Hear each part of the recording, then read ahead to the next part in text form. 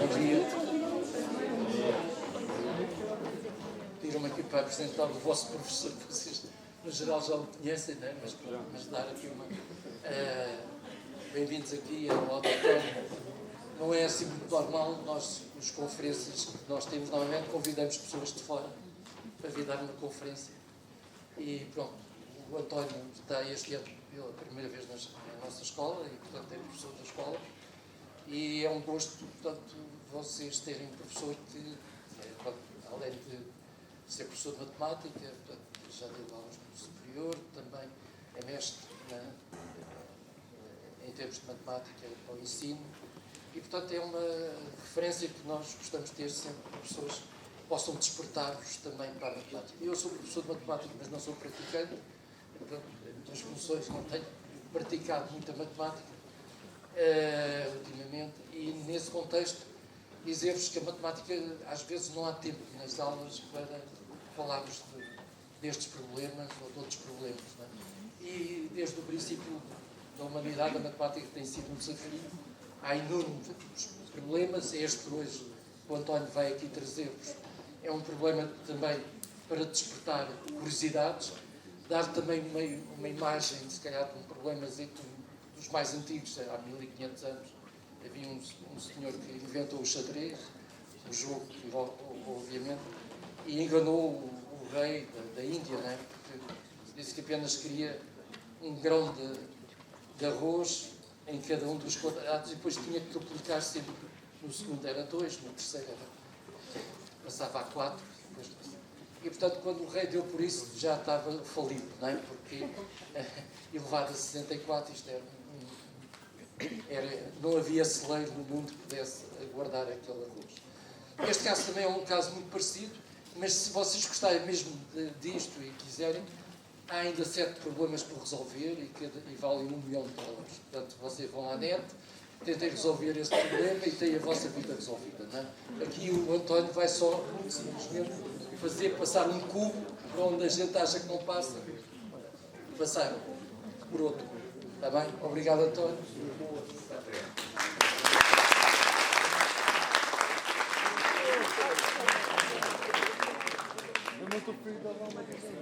Bom dia, espero que todos tenham este pelinho. É o bilhete, 25 € cada um, com direito a uma bebida no rock'n'roll. Bom, já vai ser usado. Ora bem, vou falar sobre um problema famoso de geometria do século XVII, conhecido como o problema dos cubos do príncipe. O príncipe é aquela personalidade que está ao centro, do qual falarei depois. Este é o Sr. John Wallis, a primeira pessoa que resolveu, e este aqui, Peter Newellen, holandês, que resolveu, apresenta uma solução melhor cerca de 100 anos depois. O objetivo não é só estar aqui com a abstração matemática, é mostrar como é que se poderia construir um modelo deste cubo. Ou desta coisa. Tem aqui um desenho onde reparar que os pontos fracos do modelo são estas juntas aqui. Se não for feito com muito cuidado, parte. Posto isto, vamos ver então o que era o problema dos cubos do príncipe.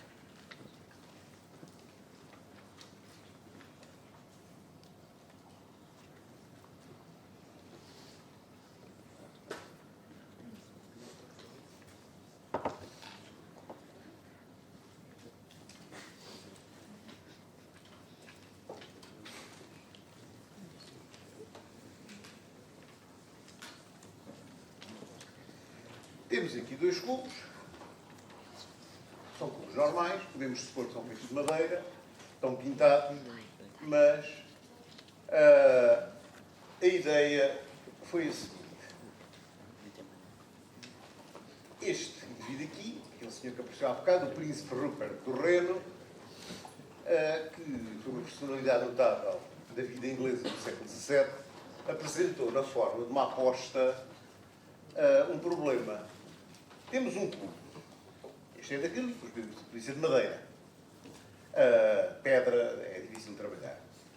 E então a ideia seria possível escavar um túnel neste cubo de maneira que um cubo tão grande como ele o atravessasse sem o destruir. Bom, está ali algumas possibilidades que obviamente não satisfazem. Aqui, o cubo que caberia por este túnel aqui é muito mais pequeno do que o cubo original. E mesmo que nós fizéssemos assim, o maior possível, obviamente que destruíamos o cubo. Portanto, ele era membro da Royal Society, apresentou esta aposta aos seus colegas e a coisa ficou uns tempos para pensar. Uns anos mais tarde, este senhor aqui, John Wallis, que foi talvez o matemático inglês mais importante da geração anterior a Newton, deu uma resposta absolutamente surpreendente ao problema. Não só é possível, como é possível que o cubo que vai atravessar o outro seja ligeiramente maior. O que é algo que custa a acreditar. Não é muito maior. A aresta é cerca de 3% maior. Mas é surpreendente. Resta saber qual será a direção em que se vai escavar esse túnel.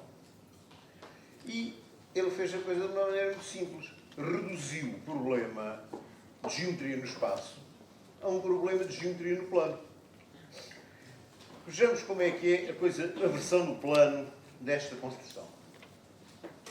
Se vocês tiverem dois quadrados iguais, é muito fácil fazer passar um quadrado pelo outro sem destruir. Basta cortar aqui ao longo de uma diagonal. Podíamos fazer assim. Mas é mais prático a pessoa deslocar-se de acordo com a diagonal e cá está. E até se podia fazer um pouco maior. Se repararem, há aqui uma grande folga entre o vértice e a parte da diagonal que eu cortei e a mesma aqui em baixo. Porque a diagonal é cerca de 40% maior que o lado do cubo. Esta ideia assim podia funcionar, mas não é boa, já explico porquê. A boa é esta. Fazer atravessar pela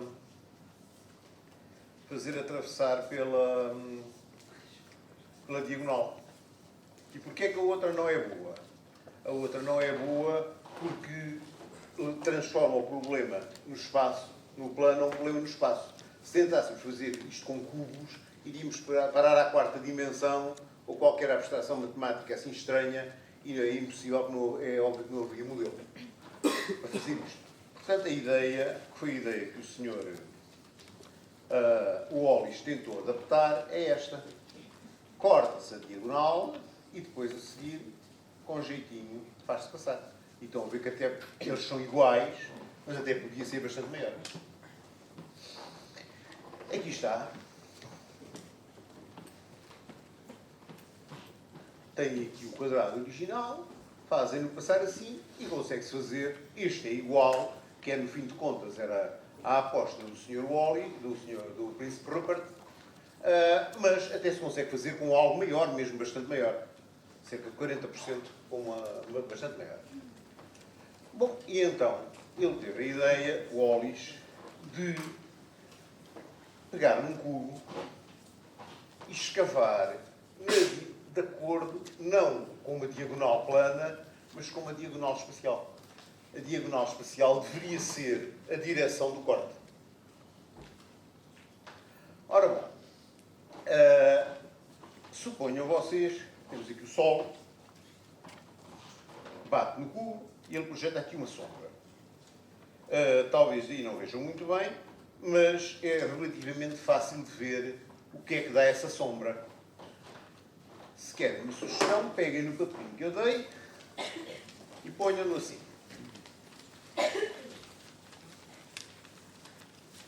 O que é que vocês veem?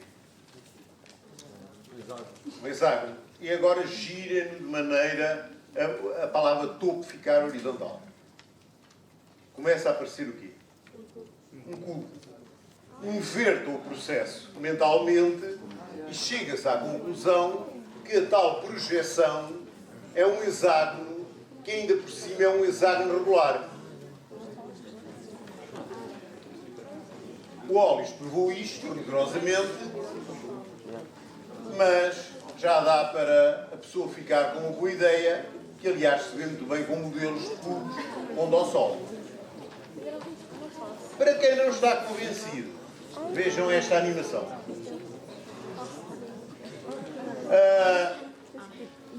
Que se vai seguir. O que é que ele fez? Usou geometria analítica, o Wallis é um dos fundadores da geometria analítica, colocou o cubo, considerou um cubo de esta 1 para facilitar as contas, e colocou naquela posição que aqui vem, aquela posição simpática que costuma aparecer nos exercícios.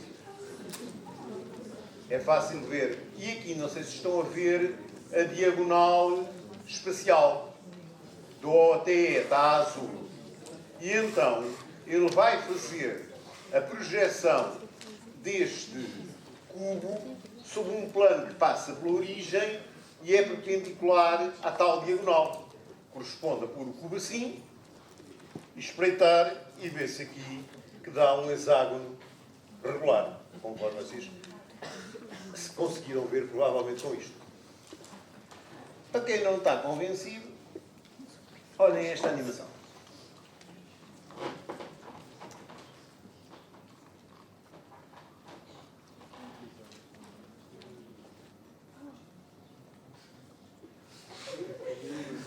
Pronto. Cá está. E o cubo transforma-se num hexágono regular. Em projeção, bem entendido.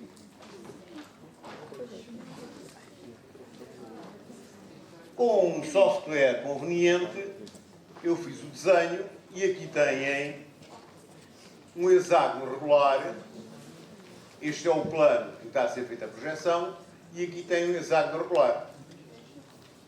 Agora, o problema é quanto é que é o lado daquele hexágono regular. Foi a primeira coisa que o Sr. Wallis determinou. Porque depois a ideia dele foi, deu esta secção, se eu conseguir aqui dentro deste hexágono recortar um quadrado com um lado pelo menos igual a 1, a escavar e tenho o túnel que preciso.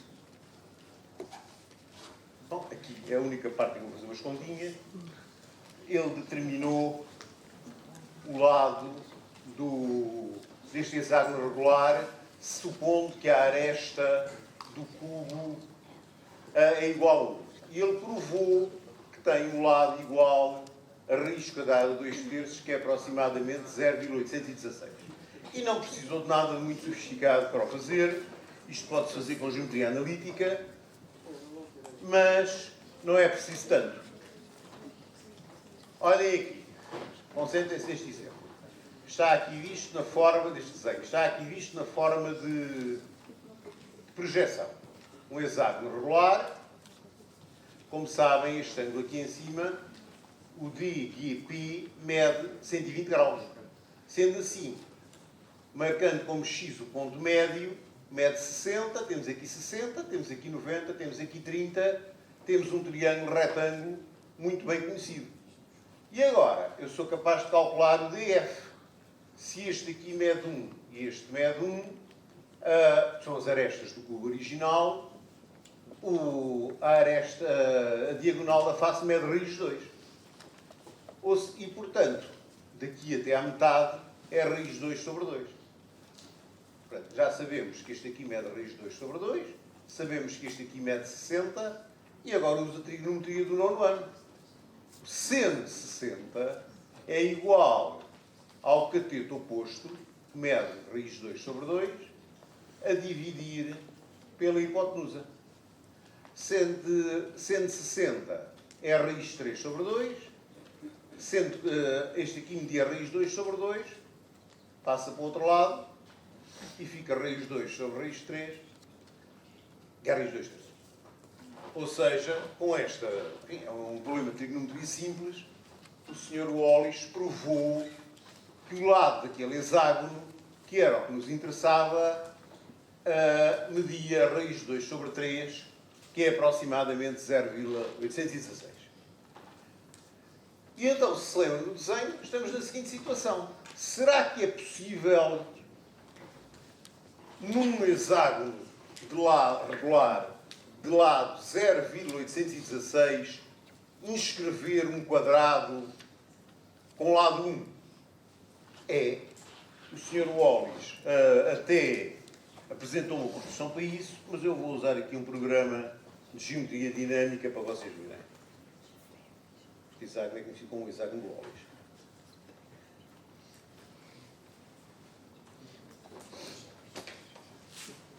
Tem aqui o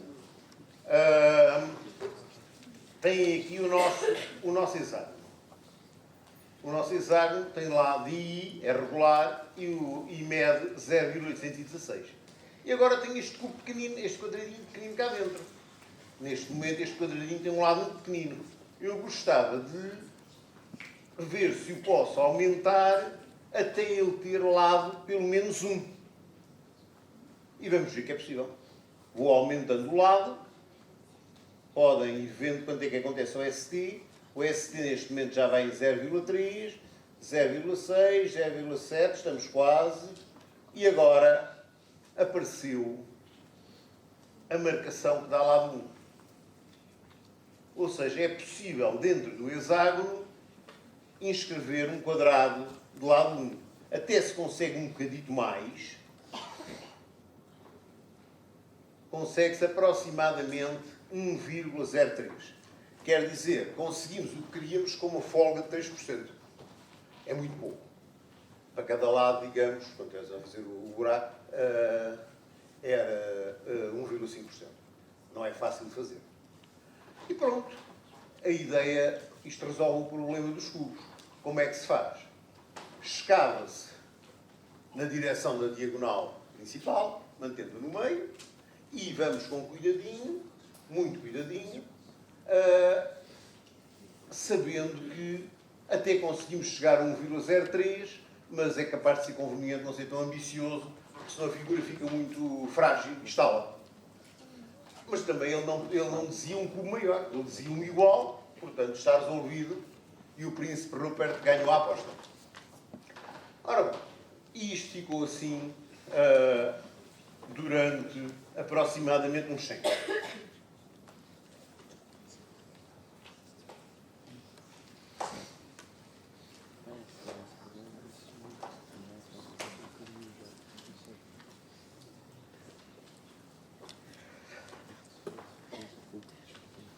Conseguimos fazer passar um cubo de aresta 1,03 por um cubo de aresta 1. Em números inteiros, conseguimos passar um cubo de aresta 31 por um cubo de aresta 30. Porque estão a ver que se tenta fazer um modelo, tem que ser uma coisa grande. Porque senão arrebenta. Isto ficou assim, até que, cerca de 100 anos depois, este indivíduo aqui, ao contrário, tanto do príncipe Rupert como o John Wallis, que são ingleses, era holandês, apresentou uma solução melhor para o problema do cubo. Com uma construção geométrica bastante mais complicada, ele conseguiu mostrar que era possível passar um cubo de aresta 1,06 por dentro de um cubo de aresta 1. Ou seja, o outro era 3% de folga, este aqui é 6%. Só que é muito mais complicado, a construção é muito mais difícil de fazer e é pouco prática. Porque o que é que acontece? Ele provou também que é a melhor construção possível. Ou seja, aquelas folgazinhas são zero. Ali naqueles desenhos que vimos no princípio no póster. Não se pode fazer. Uma abstração matemática deu a melhor solução possível para o problema dos cubos, mas é uma solução que não pode ser construída. Vou só mostrar como é que fica. Portanto, tem aqui, também outra vez feito com software conveniente, em vez de cortar a meio a aresta, está aqui o cubo, que é a secção. Já não é escavado na direção da diagonal principal, faz um certo ângulo, se pode calcular. E acontece é que aqui, em vez de ser a meio, é a 3/4. E aqui, em baixo, em vez de ser a meio, é também 1/4. E a área deste quadrado é tal que o lado fica, como podem ver, estão aqui os cálculos, aproximadamente de 1,06. Ou seja, ganhou-se 3% em relação à solução do Sr. Wallis. E ficou o problema dos clubes resolvido. Agora, qual é a praticabilidade disto? A praticabilidade é no sentido de tentar fazer um modelo destas coisas. Ora, primeiro, do Sr. Newland não vale a pena. Do Sr. Newland é uma coisa teórica, é a melhor possível, mas não se consegue construir um modelo porque aquelas folgazinhas ficam a zero. A construção desintegrava-se naturalmente. A do Sr. Wallis é possível fazer, existe em museus de ciência, há referências que teriam sido feitos a alguns modelos ainda em vida do Príncipe Rupert, do século XVII, mas há quem ponha isso em dúvida. É que, mesmo com a tal folga, a construção é muito difícil e os materiais da época, que seriam tipicamente pedra ou madeira, não se prestam a isso. Teria que ser um cubo grande e era muito fácil aquilo rebentar, porque a folga é muito pequena. Com materiais melhores, plásticos e coisas assim do género, existem museus de ciências, até há na internet à venda um modelo por 30 euros. Quem gosta de engenhocas, também há na internet ficheiros para a impressão disto em impressoras 3D. Supostamente, uma espécie de plástico, supostamente seriam capazes, uma impressora 3D de grande qualidade, seria capaz de imprimir este modelo. Não sei, nunca experimentei. Em tempos tentei experimentar um modelo em cartão, mas o meu modelo não era muito grande e talvez também por isso minha desmoronou-se.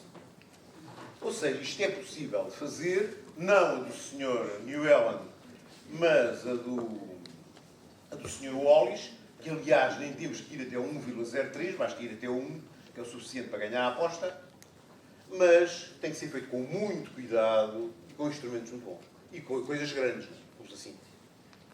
Um cubo pequenino, é tão pequenino, que não dá, não é? Reparem que se o cubo tiver 1 centímetro de aresta, a folga é 3 décimos de milímetro. Nem se vê. Não.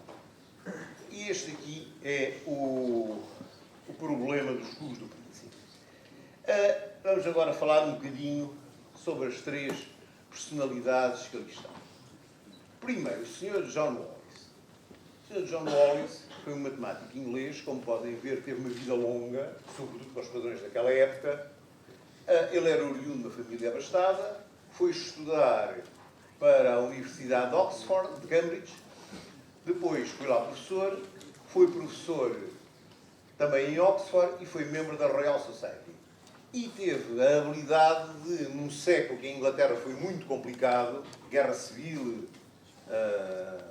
deposição do rei, a restauração mais tarde do rei, etc., conseguiu passar isso sem grandes problemas, sem cortarem a cabeça, que era o mais vulgar naqueles tempos. E deixou uma obra matemática importante. Trabalhou em geometria analítica, trabalhou em geometria, por exemplo, o problema dos cubos do Príncipe, mecânica, cálculo integral e criptografia. Fez uma série de descobertas. Eu escolhi uma particularmente engraçada, que é esta, o produto do Wallis, que permite escrever o número π sobre 2, com a forma de um produto infinito. Não vou estar a explicar porquê, mas foi um dos primeiros, existe um limite, todos os eventos práticos, foi o primeiro,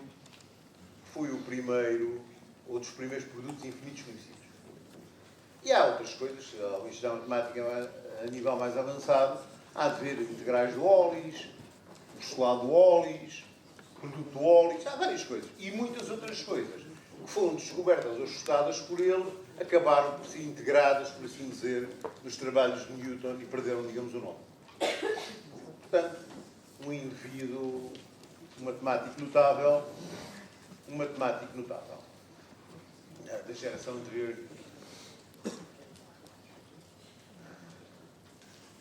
O Sr. Newland, ao contrário dos outros dois, quer do Príncipe Rupert, quer do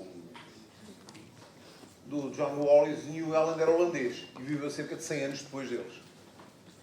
E era oriundo de uma família relativamente pobre, mas destacou-se de tal maneira na escola primária que conseguiu estudar para o ensino superior. Ele trabalhou em matemática, física, astronomia e ciências náuticas e dedicava-se também à poesia. Em matemática, propriamente matemática pura, não trabalhou muito, tirando o problema dos cubos do príncipe, mas dedicava sobretudo à matemática aplicada à navegação. Teve uma vida curta e bastante trágica, como podem ver, morreu com 30 anos de idade, e os últimos anos da vida dele foram muito maus. Sucessivamente morreu a filha, morreu a mulher poucos dias depois, e uns meses depois morreu ele também. De tal maneira que nem sequer chegou a tomar posse do lugar de professor da Universidade de Leiden, para o qual tinha sido nomeado, morreu. O problema dos cubos do príncipe. Ele escreveu, mas nunca o publicou. Foi um colega dele, que era executor testamentário dele, que descobriu nos apontamentos que ele tinha deixado a solução de Newland do problema dos cubos do príncipe e achou que aquilo era um trabalho notável e que devia ser publicado, e foi publicado postumamente. Finalmente, a explicação desta coisa aqui é muito engraçada. Ele é patrono de uma escola secundária em Bruxelas, em Portugal existe o Liceu Pedro Nunes, logo é assim no género. E isto aqui é o logotipo da escola. A figura dele e aqui uma constelação. Quem sabe de astronomia reconhece a constelação de Orion. É porque ele era poeta, publicou livros de poesia também, e é alusivo ao poema mais famoso dele, que se chama precisamente Orion. E então usaram isto como logotipo da escola. Uma escola secundária em Amsterdão. Isto é o Sr. Newellen. Aquilo que se sabe dele, não é? Foi um indivíduo que tinha uma enorme promessa, mas que, tendo morrido muito jovem, as coisas ficaram cortadas. E, finalmente, o mais famoso desta história toda, o Príncipe Rupert. O Príncipe Rupert era um homem do século XVII, também para é contemporâneo do Wallis, também para os padrões da época, teve uma vida longa, mas teve uma vida extraordinariamente agitada e variada. Ele chama-se Rupert do Reno porque ele nasceu em Praga, mas era sobrinho do rei de Inglaterra, Carlos I, e viveu praticamente toda a sua vida em Inglaterra. Portanto, um homem de alta nobreza. E, como era tradicional dessa classe social, seguiu a carreira militar. E foi um excelente comandante general, mas também almirante, uma coisa invulgar. Tanto foi oficial do exército como da marinha. E com bastante sucesso, quer na tal guerra civil em Inglaterra, que resultou na deposição do rei. Nessa altura ele teve que fugir de Inglaterra, passou uns anos no exílio, até passou cá para Portugal, e assumiu também o papel de almirante nas guerras contra os holandeses. Quando voltou à Inglaterra, estava no modo de cima, o seu partido tinha ganho, e assumiu funções administrativas. Essencialmente, foi o primeiro administrador da Companhia da Baía de Hudson, que é no Canadá. Nessa altura, como provavelmente sabem, as colónias inglesas no Canadá eram quase inexistentes.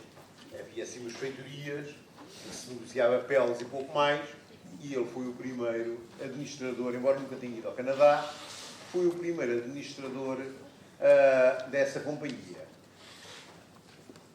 Existe no Canadá, em homenagem a ele, uma cidade do Príncipe Rupert, embora num local completamente do Canadá, na parte do Canadá que dá para o Pacífico.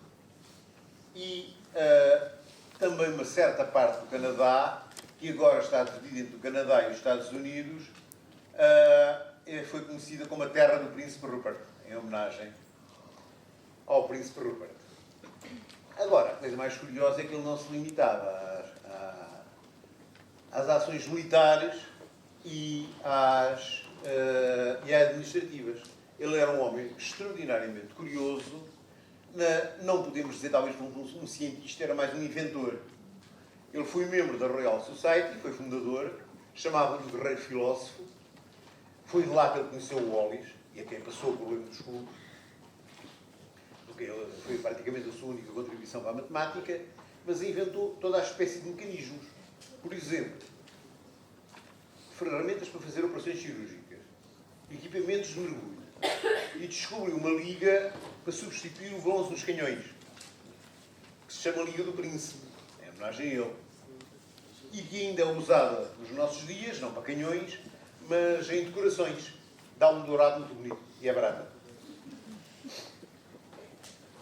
Mas muito mais. É que, paralelamente, ele era um notável artista. Ele dedicava-se a uma arte, a uma forma de gravação chamada o mesotinto. É uma coisa que já não se usa, talvez a última pessoa tenha usado, o último artista famoso dos nossos tempos tenha usado mesotinto foi Escher, mas na altura estava em grande voga em Inglaterra. Há quem diga que foi ele que inventou, provavelmente não, mas aperfeiçoou extremamente as técnicas e inventou muitos dos instrumentos usados para fazer o mesotinto. O mesotinto, essencialmente, tem-se uma placa de metal, depois a placa de metal é perfurada com centenas de pequenos pontinhos, um pouco como aquelas coisas que se fazem na infantil, de andar a furar com um alfinete para fazer aparecer figuras. Só que aqui é em metal, claro. E depois, aquilo é coberto com tinta e usado para impressão. E dá coisas absolutamente bem feitas, dá coisas absolutamente, obras absolutamente extraordinárias. Aqui está um mesotinto pintado pelo príncipe Rupert, que ilustra um episódio bíblico, que foi a decapitação de São João Batista. Podem ver aqui, isto é o carrasco, está aqui a cabeça do santo, ele tinha acabado de cortar, e está aqui uma coisa muito curiosa, que não se consegue ver aqui, mas se vocês forem à internet e ampliarem a imagem, isto é a espada do carrasco, vê-se na espada do carrasco está a assinatura Rupert, a assinatura do artista. Portanto, ele era um indivíduo extraordinariamente versátil. Militar, administrador, inventor e artista, mas artista de grande talento. Há quem diga que este é dos mesotintos melhores que já se fizeram. E para acabar, vou mostrar uma coisa extremamente curiosa, um problema que o príncipe Rupert também estudou, um problema relacionado com o trabalho do vidro, que são as chamadas gotas do príncipe ou lágrimas holandesas. Não fui ele que os descobriu. Vieram, como o nome diz, da Holanda. E consiste no seguinte. Temos vidro. Aquecemos o vidro até ele fundir. E depois largamos uma gota para dentro de um copo com água fria. Aquilo solidifica, fica uma coisa com forma mais ou menos de um girino. Uma parte assim grossa e depois uma cauda. E isso tem propriedades mesmo muito estranhas. O príncipe Rupert estudou-as, influenciou a Royal Society no sentido de estudar, mas as técnicas da época eram completamente ineficazes para se perceber exatamente qual era o problema ali. Só por volta do século XX, com estudos de resistência de materiais, tensões, etc., e com câmaras de alta velocidade, é que se pôde dar uma explicação do fenómeno. Então, vamos ver, para acabar, as gotas do príncipe.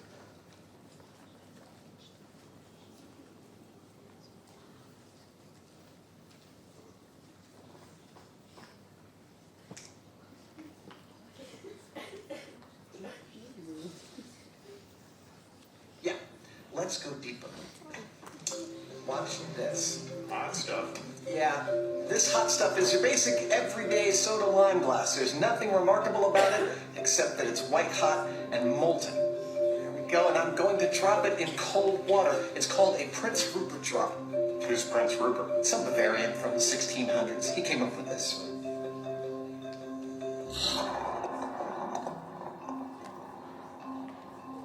Okay, so there's a few things going on here. The cold water rapidly cools the exterior surface of the glass, hardening it almost immediately. The interior, still molten, cools more slowly. As it cools, it contracts and attempts to pull the surface in with it, but it can't. Well, not very much. The surface is already hardened, so it gets pulled in only a little. compressing it while also creating an internal layer that remains forever under tension. It is this action that gives the glass its uncharacteristic strength. We call it compressive strength. It sounds like the same principle as how an arch provides strength in structural engineering. Yes, kind of. Now, Jamie, I'm going to ask for your help. We're going to attempt to destroy this Prince Rupert drop. I just want you to tip that hammer past its center point. Go ahead. Nada. Não parte. É duríssimo. I feel like we've been swindled. Swindled not. We have just experienced the power of compressive strength. It does, however, have an Achilles heel. Take those nippers right there and nip the backside of the tail of this Prince Rupert drop. And watch what happens. Wait. Cue the high-speed camera. Okay, here we go. Whoa!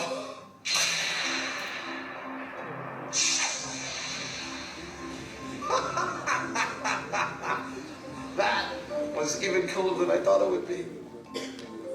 That is what happens when you release the stress in compressive strength glass. The whole thing shatters. Spectacularly. Yes, well, at least in that example it was. That's because the stress was so great between the outer compressive layer and the inner tension layer. That when released, it was a catastrophic result.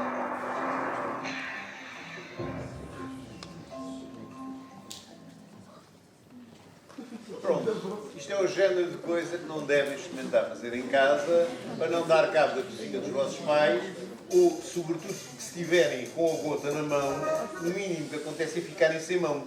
Aquilo é uma mini granada e esfacelam-vos todos. Viram que eles estão cheios de óculos de proteção, fazem tudo à distância, etc. Pronto. Não tenho... está aqui outro exemplo de fazerem com prensas e coisas assim do género